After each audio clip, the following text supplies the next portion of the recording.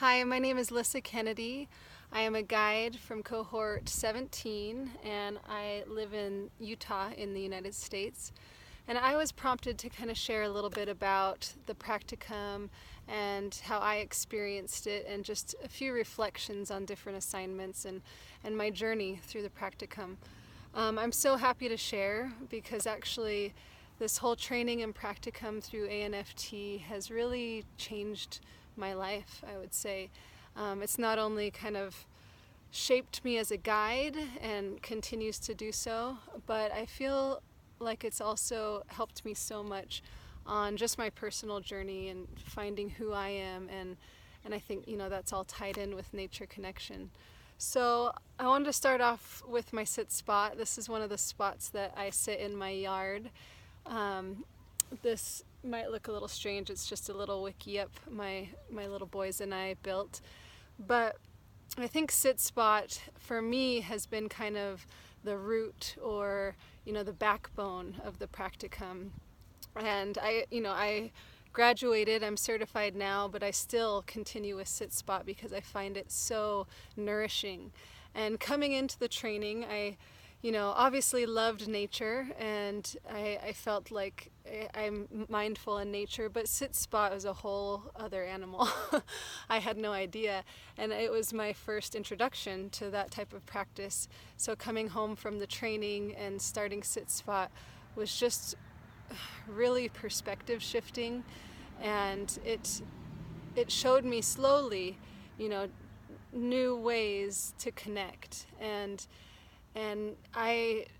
it's been my favorite part of the practicum, really, and it's invaluable in connecting. I feel, looking back to the beginning of the practicum to now, I can say I feel so much more connected to my land, the land I live on and the beings here, and it's been just a lovely experience. So that was sit spot for me. I wanted to share a little bit of my web of interbeing.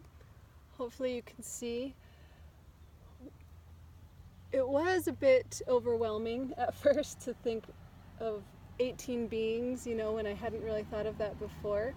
But I really liked how it was broken down in the practicum with 3 beings each month. That kind of made it a lot more manageable. And then I also found I could really connect, to the 3 beings each month that I was focused on.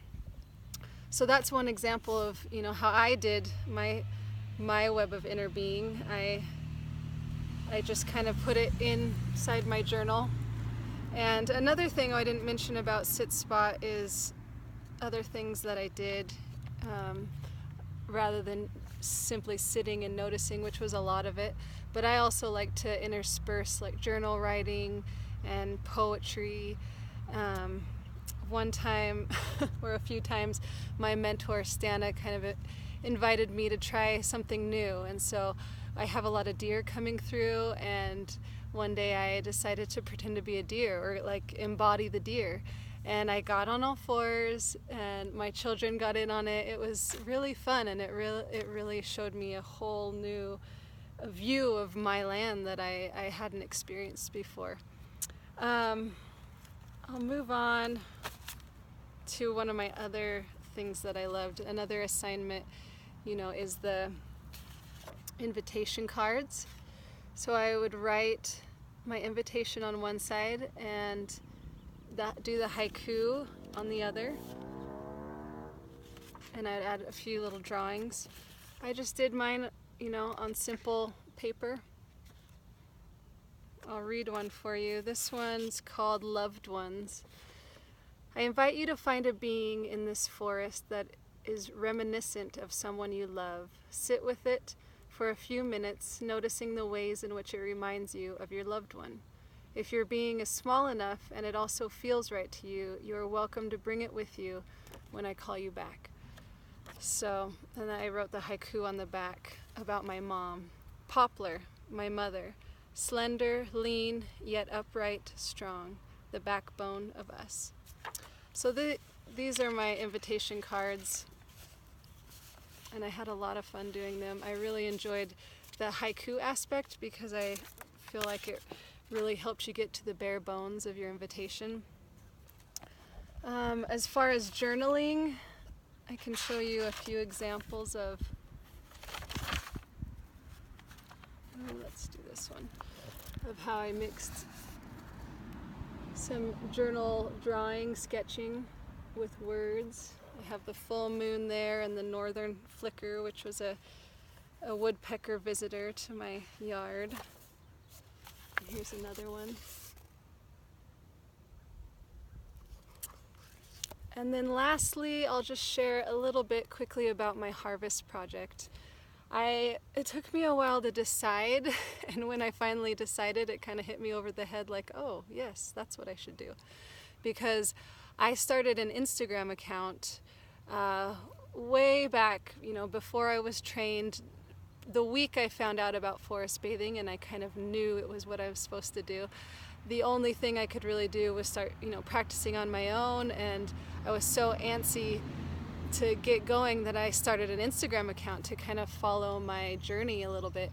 And that has now morphed into my forest therapy business account, which is Wasatch Forest Therapy.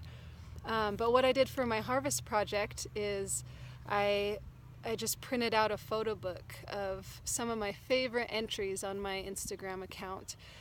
Personally, I love taking photos and I love writing words, and so it's kind of a melding of two things that I love. And the physical photo book I don't have to share with you. I sent it into the office, and I need to, make a copy for myself. But it was a lovely kind of embodiment, I felt, of my whole experience in the practicum. So if you want an example of one harvest project, you're welcome to check out my Instagram account.